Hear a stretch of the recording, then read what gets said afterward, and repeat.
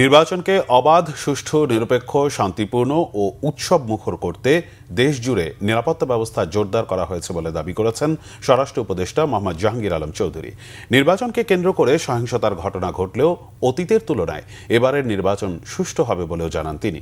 সকালে কোস্টগার্ড সদর দপ্তরে 4 ক্যাটাগরিতে বাহিনীর 40 সদস্যকে পদক প্রদান অনুষ্ঠানে যোগ দিয়ে তিনি জানান, অস্ত্র উদ্ধার কার্যক্রম চলমান আছে।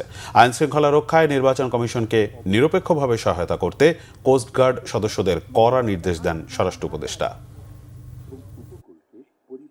একটি অবাধ, সুষ্ঠু, শান্তিপূর্ণ এবং নিরপেক্ষ এবং উৎসবমুখর নির্বাচন অনুষ্ঠানের লক্ষ্যে বাংলাদেশ কোস্টগার্ড প্রায় 3,585 জন সদস্য সহ প্রায় 9 লক্ষ আইন শৃঙ্খলা বাহিনীর সদস্য নিয়োজিত করা হয়েছে। জাতীয় নির্বাচন আপনাদেরকে সম্পূর্ণভাবে নিরপেক্ষতার সাথে দায়িত্ব পালন করতে হবে। ব্যক্তি, দল কিংবা রাজনৈতিক কোনো এজেন্ডা বাস্তবায়নে কেউ জড়িত হবেন না।